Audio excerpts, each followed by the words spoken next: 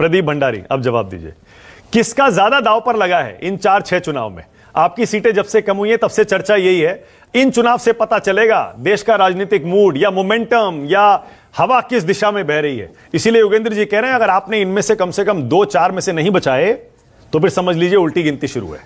मानक जी, आपके सभी दर्शकों को मेरा नमस्कार। वैसे योगेंद्र जी तो 2014 से ही ये उम्मीद कर रहे हैं कि भारतीय जनता पार्टी की सरकार नहीं रहे। 2019 में उन्होंने प्रेडिक्शन किया था कि प्रधानमंत्री नरेंद्र मोदी प्रधानमंत्री नहीं बनेंगे। मध्य प्रदेश विधानसभा चुनाव में उन्होंने कहा था कि Bharatiya Janata party हारेगी। Gujarat assembly elections के अंदर उन्होंने कहा था कि कांग्रेस जीतेगी। मेरे साथ में उस वक्त डिबेट में थे वो, एनडीटीवी, मुझे याद है। तो ठीक है, वो उनकी विशफुल थिंकिंग है, लोगों की विशफुल थिंकिंग है कि भारतीय जनता पार्टी, प्रधानमंत्री नरेंद्र मोदी नहीं जीत रहे हैं। पर जमीन के यथार्थ की रियलिटी क्या है मानक जी? यथार्थ की रियलिटी सिर्फ यही है कि आजादी के इतिहास में ये पहली बार हुआ है कि एक कोलिशन तीसरी बार रिपीट हुई है। अब मैं अगर डेटा की बात करना चाहता हूं, अगर मैं वोट शेयर की बात करूं जो नेक्स्ट अभी जैसे इलेक्शंस कंप्लीट हुए हैं, 2014 में हमारा वोट शेयर था 36%, विच इज रफली सिमिलर टू जो 2014 के अंदर वोट शेयर था। टोटल क्वांटिटी ऑफ वोट्स की बात करूं, कांग्रेस पार्टी का वोट शेयर था 21%, जो रफली सिमिलर था अराउंड 18% मार्क जो उनका 2014 में आया था। तो अगर ओवरऑल आप जनाधार की बात करेंगे तो जितने वोटर्स हमको 2014 में वोट कर रहे थे उतने ही वोटर्स हमको 2024 में ही वोट कर रहे हैं। ये इंटरेस्टिंग फिगर है। मेरी बात सुनिए, अब मैं बताना चाहता हूं क्यों। ये फैक्ट है, मैं सिर्फ फैक्ट और डेटा की बात करूंगा। अब आ जाइए जिस महाराष्ट्र के बारे में जो कहा जा रहा है कि भाई एमवीए बहुत आगे, अब उसका भी मैं डेटा देख लेता हूं मानक जी।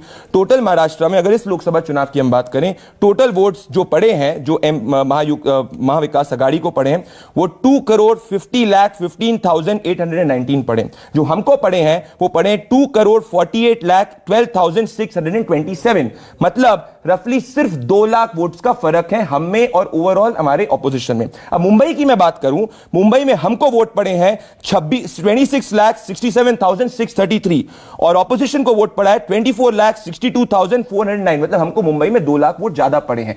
अगर ओवरऑल वोट शेयर की बात करूं तो हमारा उतना ही वोट शेयर है जितना 2019 में था, which is around the market bracket of 26%। तो अगर मैं एसेंशियल बात आपसे कहना चाहता हूं, अगर मैं सिर्फ डेटा और फैक्ट पे आऊंगा तो मैं आपको यह कह रहा हूं कि हमारा जनाधार ना कम हुआ है, हमें कुछ हमारी जो सीटें हैं उस पर हम वर्क कर रहे हैं। हमने कई कल्याणकारी योजनाएं अनाउंस करी है और जिस दिन हरियाणा में कांग्रेस पार्टी में हुड्डा जी, शैलजा जी, रणदीप सुरजेवाला जी एक स्टेज पे आ जाएंगे और एक साथ हाथ उठा के कहेंगे हम कांग्रेस पार्टी के लिए वोट मांगेंगे, मान जाऊंगा कि कांग्रेस पार्टी एक चैलेंज। और मैं बता रहा हूं देश को क्यों हमारे साथ देश होगा। यह अभी हिमाचल प्रदेश के अंदर हुआ है कि हिमाचल प्रदेश के मुख्यमंत्री सुक्कू जी ने क्या कहा है। उन्होंने कहा है कि चीफ मिनिस्टर, चीफ सेक्रेटरी और एमएलए को पैसे देने की स्थिति नहीं है। ठीक है, देश ये खटाखट मॉडल समझ चुका है। खटाखट मॉडल की मैं तो बड़ी बात कह रहा हूं, बड़ी तस्वीर खींचिए ना योगेंद्र जी की। योगेंद्र जी का विश्लेषण जो है बड़ा क्लियर है और उससे मेरे ख्याल से सब सहमत होंगे।